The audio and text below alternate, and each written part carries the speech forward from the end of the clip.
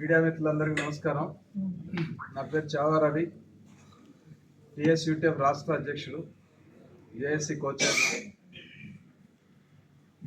JAC demand మేరకు రాష్ట్ర ప్రభుత్వం హామీ మేరకు ఈరోజు హెల్త్ కార్డ్స్ ఇవ్వాలని కేబినెట్ నిర్ణయించడాన్ని స్వాగతిస్తూ ఉన్నాం. అయితే హెల్త్ కార్డ్స్ రాష్ట్రంలో ఉన్నటువంటి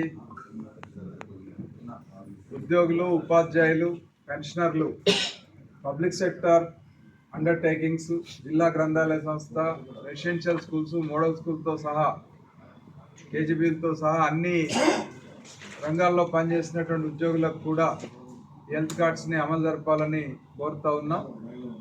దీంతోపాటు హెల్త్ కార్డ్స్కి సంబంధించి 1.5% అనేటువంటిది కాకుండా దీన్ని 1000 రూపాయలకే పరిమితం చేయాలనేటువంటిది ఉద్యోగులందరి డిమాండ్గా ఉంది.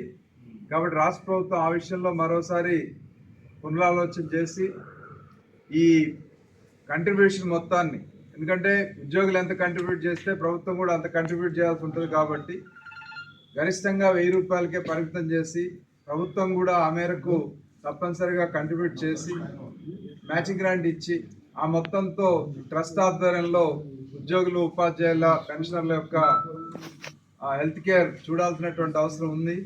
ఎందుకంటే ఈరోజు కార్పొరేట్ హాస్పిటల్ యొక్క ఖర్చులు భరించలేనటువంటి పరిస్థితుల్లో ఉద్యోగులు కానీ, పెన్షనర్లు కానీ చాలా ఇబ్బంది పడుతూ ఉన్నటువంటి సందర్భంలోనే హెల్త్ కార్డ్స్ డిమాండ్ ముందుకు వచ్చింది.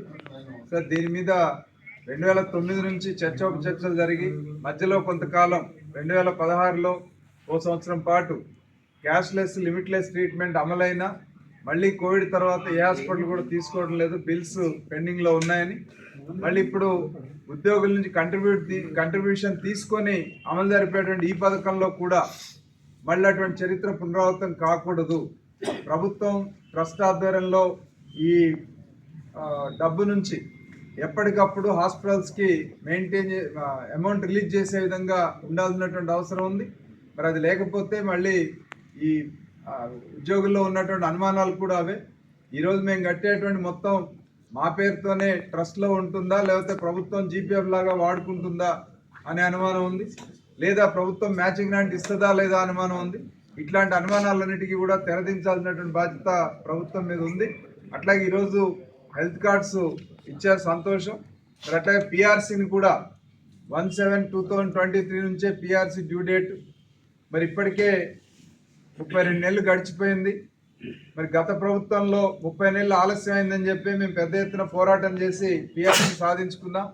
మరి ఈరోజు కూడా ఆ పరిస్థితి రాకుండా ఉండాలంటే ఇమీడియట్గా ఈ బడ్జెట్లో ప్రొవిజన్ ఇచ్చి పిఆర్సీని కూడా 1/7/2023 నుంచి అమలు జరిగే విధంగా ప్రభుత్వం నిర్ణయం తీసుకుంటే ఉద్యోగులంతా కూడా హర్షిస్తారని చెప్పి తెలియజేస్తూ, ఇతర పెండింగ్ బిల్స్ కానీ ఇతరత్ర సమస్యలన్నీ కూడా పరిష్కారం చేసి ఎంప్లాయీ ఫ్రెండ్లీ గవర్నమెంట్గా నిరూపించుకోవాలని చెప్పేసి ప్రభుత్వానికి సూచన చేస్తూ హెల్త్ కార్డ్స్ ఇవ్వడాన్ని టీఎస్యూటీఎఫ్ రాష్ట్ర కమిటీ పక్షాన స్వాగతిస్తాం. ఉద్యోగుల ఐక్యత, ఉద్యోగుల ఐక్యత, ఉద్యోగుల ఐక్యత, ఉద్యోగుల పెన్షన్ ఐక్యత, ఉద్యోగ పెన్షన్ ఐక్యత, ఉద్యోగ పెన్షన్ ఐక్యత.